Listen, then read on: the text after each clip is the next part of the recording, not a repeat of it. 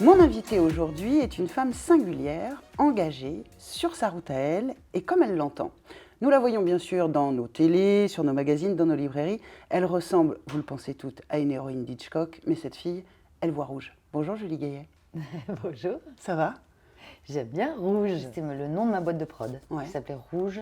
Rouge International, Rouge Distribution. Rouge parce que le moulin rouge, parce que le rouge à lèvres rouge, parce que la couleur engagée. Tu as quel âge aujourd'hui, Julie? 52 ans. Alors, comment ça va? Je prends cher avec la ménopause. Ouais. Moi, on ne m'a pas préparé à ça. Personne t'a raconté, personne ne Rien. savait rien? Rien. Et c'est assez fou d'ailleurs, je me dis, mais pourquoi? Et pourquoi on ne nous prépare pas? Pourquoi on n'en parle pas? Donc, bravo mesdames. C'est ce côté, en fait, il faut le prendre joyeusement parce que c'est quand même, on prend cher. Donc toi, ça te ralentit? J'ai la sensation que ça me ralentit, j'ai la sensation de ces... Alors, c'est pas vraiment non plus des bouffées de chaleur qui sont embêtantes, tu vois, c'est juste, tu vois, de temps en temps, un petit moment de chaud, mais c'est surtout, on ne peut le dire à personne, et c'est un peu, oh merde. Bah, t'es plus une femme, t'as plus tes règles. On se demande bien ce qu'on est d'ailleurs. Mais c'est vrai que c'est fou cette question, elle est vraiment étonnante. Elle est assez étonnante. Tu vois, comme si c'était un truc un peu négatif ou je sais pas quoi. Et donc, j'ai pas du tout envie que ce soit négatif. Donc, je me suis dit, ah, mais super cette interview ce matin. Je vais pouvoir, tu vois, joyeusement en parler. Ouais. Tu vas nous dire qui est Thérèse Gaillet. Mamité, donc mon arrière-grand-mère. Et elle fait partie de ces premières femmes en 1910-1912 qui deviennent médecins, qui commencent ses études de médecine. Et elle est impressionnante, elle est très très forte. Mais voilà, de la pointe de la Bretagne, elle vient à Paris faire ses études de médecine. Et à l'époque, voir un homme nu, c'était quand même compliqué. Donc elle n'a pas fait, à l'époque c'était 2 internats, elle n'a pas passé le 2e internat pour... Voilà, être médecin, chirurgien. Elle est partie à Harvard faire des études. Donc, un grand prix Nobel l'invite à venir étudier et passer une année pour faire des recherches. Et elle avait 4 enfants. Elle a laissé les 4 enfants aux grands-mères. Et elle est partie 1 an, donc en bateau, hein, c'était pas si simple que ça, pour aller aussi faire sa recherche et revenir. En même temps, voilà, il n'y avait pas non plus cette espèce de pression. Et en même temps, voilà, incroyable mère.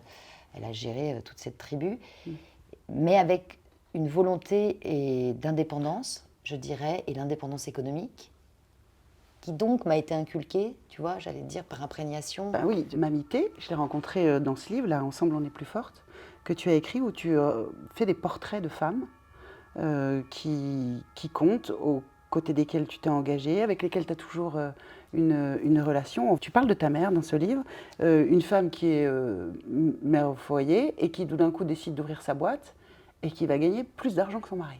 Ouais. C'est ça que tu racontes.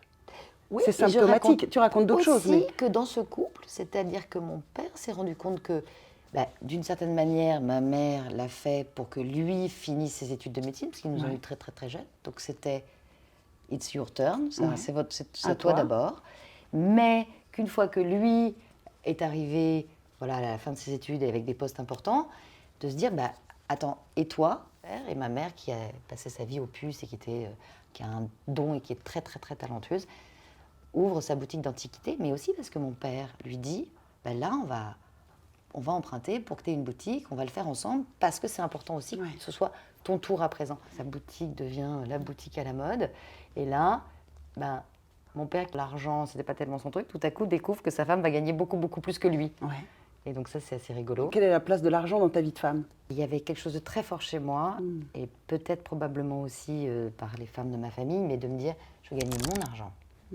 Et ça, ce ne sera pas négociable. Il n'y a personne qui va me dire comment je le dépense et ce que je fais, et je ne vais pas demander la permission à personne. Donc il y a eu ça très fort chez moi. Et aussi parce que je voulais faire ce métier d'actrice, qui n'était pas non plus une évidence dans ma famille. C'est une transgression, ça? C'est une transgression. Ouais. Je me souviens surtout de cette pulsion de personne ne pourrait m'arrêter pour faire ça. Personne ne m'arrêtera, je serai comédienne. Tu parles dans le livre, tu le dis d'ailleurs, et ça m'a beaucoup surprise. Je me suis dit, c'est incroyable que Julie raconte ça. Tu parles de ta maman d'un moment où vous êtes toutes les deux dans la rue, je ne sais pas quel âge tu as, toi, à ce moment-là.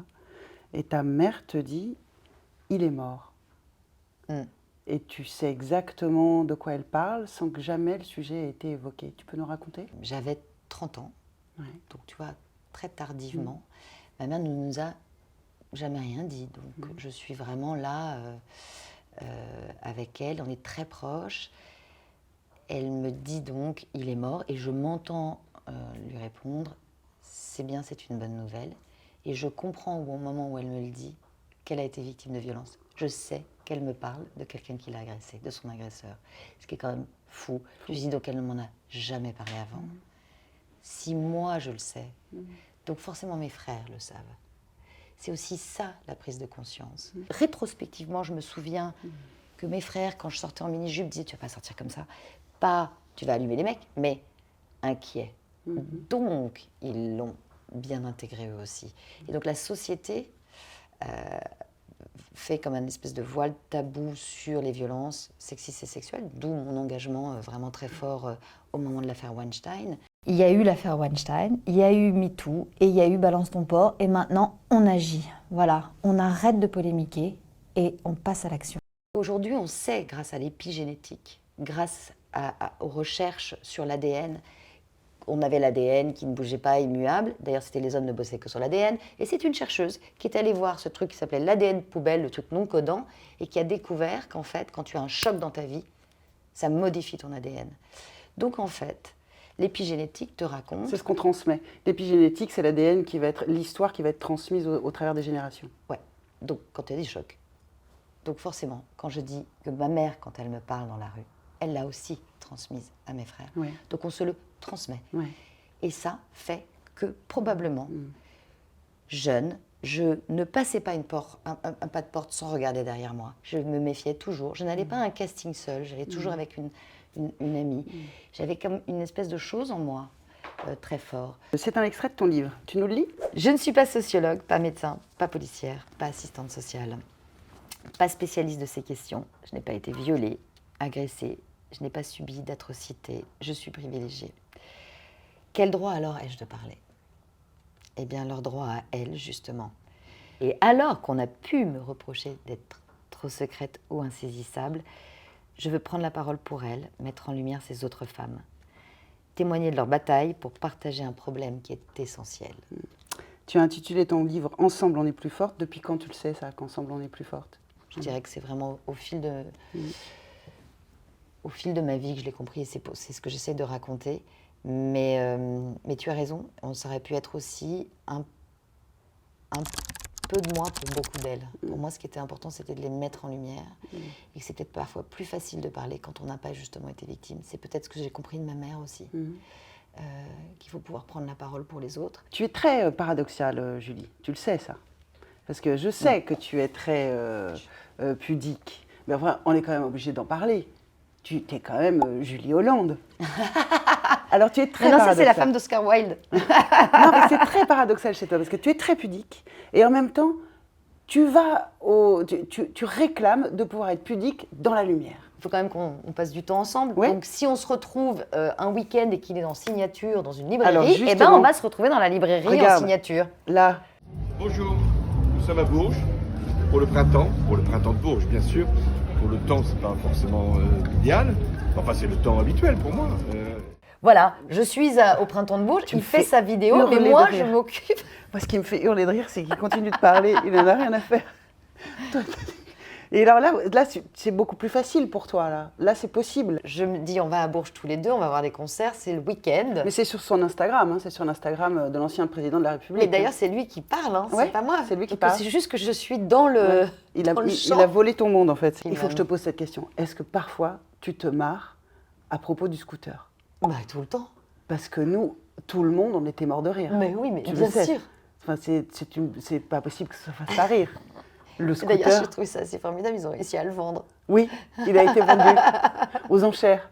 Ils sont très forts. Oui. C'est quand même assez joli.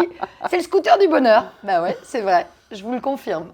Il va vous porter chance. Il y a quand même un moment où tu as dû essayer de récupérer ta vie. Tu racontes une fuite rocambolesque dans une voiture couchée à l'arrière, sous une couverture. Enfin, on est dans un polar. Dans un mauvais Ouais, dans un mauvais thriller, je dis. Tu racontes cette voiture, tu es à l'arrière, tu es caché, ça doit être ultra violent. Et il y a bien sûr quelqu'un qui conduit. Et ce monsieur, non seulement il va te conduire vers la sécurité, mais il va te conduire vers quelqu'un. Il va te conduire vers Gwenaël. Oui. Exactement. Ce chauffeur me parle de sa femme pendant le voyage. Enfin, Vous roulez combien de temps? Ça dure combien de temps? je sais pas, on a voyagé 7 heures. Bon, toi, ta vie, elle vole en éclats, là. Ma T'es vie dans vole une en bagnole éclats, avec un inconnu.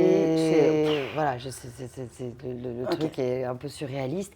Et lui m'explique qu'il ne faut pas que je m'inquiète parce que là, vraiment, il a l'habitude, parce que sa femme s'occupe des femmes victimes de violences et que donc ça leur arrive d'aller sortir des femmes, de maris violents et et il me commence à me raconter le travail de Gwen, sa femme. Et j'étais complètement happée et je me suis dit, j'ai envie de la rencontrer, ta femme. C'est passionnant ce je que tu fais. racontes. Et vraiment, il Elle. est passionnant ce portrait. J'ai un petit message de quelqu'un qui parle de toi. Je te le Oula. livre. Tu vas me dire qui c'est. On va voir si tu reconnais. L'âge ne change pas les caractères. Celui de Julie est tourné vers le don. Elle est généreuse sans distinction ni prévention. Elle a gagné en lucidité sans perdre en élan. Un de ses fils lui a confié qu'il la trouvait plus belle aujourd'hui qu'au temps de son enfance. Il a raison, même si je ne peux me fier qu'à ces films de l'époque. Mais elle a une forme de confiance qui est la marque de l'épanouissement. Point. Voilà. Je crois que je sais. C'est qui? C'est pas François Hollande? C'est François Hollande. C'est joli ou pas? Ouais, c'est joli, ça me touche beaucoup. Ben, j'ai eu ce fameux petit coup de blues pour mon anniversaire et donc je disais à mon fils, ouais, je sais pas, je me trouve, j'ai un petit coup de mou et tout. Il me dit, mais t'as jamais été aussi belle, t'es de plus en plus belle, maman. Ça fait du bien. Et puis que François parle de moi, alors ça, je sais pas comment vous avez fait. Je me suis permis de lui envoyer un texto et il a répondu. Il avait la liberté d'y répondre ou pas, il l'a fait. C'est qu'il a eu envie de le faire. Ouais. Regarde là. C'est une môme. Une môme. Allez, on finit par un selfie. Tu sais les faire ou pas? Ouais. Tu les fais bien? Ouais, Je te laisse faire. Je veux juste savoir... Ah non, alors déjà, t'es mal barré. Non. Il faut que tu lèves le bras. Non, mais je peux le faire comme ça ou il faut le faire comme ça? Non, mais moi, j'ai 56 ans, tu es malade. Voilà, tu montes. Voilà. Attends. Mais non, ouais, c'est pas mal. Attends, tu sais qu'on pourrait avoir la Tour Eiffel si on voulait. Ouais. Elle est juste derrière le pilier. Et voilà. Ah, trop forte. Merci, Julie.